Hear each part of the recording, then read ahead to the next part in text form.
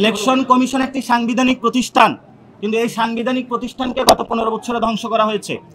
কিন্তু সাংবিধানিক প্রতিষ্ঠানে যারা ব্যক্তিবর্গ রয়েছে তাদের যেমন পুনর্গঠন করতে হবে, নিয়ম নীতির পরিবর্তন করতে হবে, কিন্তু দ্যাট ডাজন্ট মিন যে ইলেকশন কমিশন বাংলাদেশ থেকে উধাও হয়ে গিয়েছে।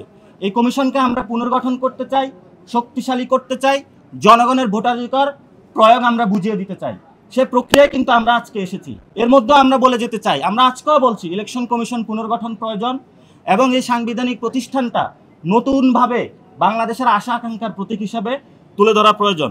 নিবন্ধনের যেসব ক্রাইটেরিয়া ইলেকশন কমিশন থেকে দিয়েছে, দিনরাত পরিশ্রম করে আমরা সব কিছুই জমা দিয়েছি এবং জনগণের সামনে আমরা উত্থাপন করেছি। পাড়ায় মহল্লায় আমরা ঘুরেছি, পথসভা করেছি, জনগণের কাছে গিয়েছি। প্রতিষ্ঠা বার্ষিকীর মধ্য দিয়ে আমরা জানান দিয়েছি বাংলাদেশে এনসিপি বড় একটি রাজনৈতিক দল হিসাবে বিরাজ করে। এখন জাস্ট দরখাস্ত দেওয়ার পালা।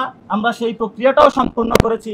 আশা করি এর মধ্য দিয়েই অতি দ্রুত সত্বর আমরা নিবন্ধন পাবো এবং নিবন্ধনের মাধ্যমেই আমরা আগামীতে কার্যকর সংসদে সরকারি দল হিসাবে এবং সরকার গঠন করতে সক্ষম হবে ইনশাআল্লাহ। পুনর্গঠন বাংলাদেশে অনেক প্রতিষ্ঠানের সংস্কারের কার্যক্রম শুরু হয়েছে। পুরো বাংলাদেশের মানুষ চায় পুনর্গঠন।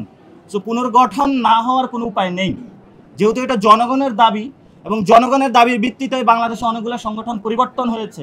বাংলাদেশে নতুন একটি ব্যবস্থা এসেছে। আমরা মনে করি জনগণের দাবির প্রেক্ষিতে ইসিও পুনর্গঠন হবে। ধন্যবাদ। ইসি পুনর্গঠন হবে, আমরা বিকল্প বি অপশনে যাচ্ছি না।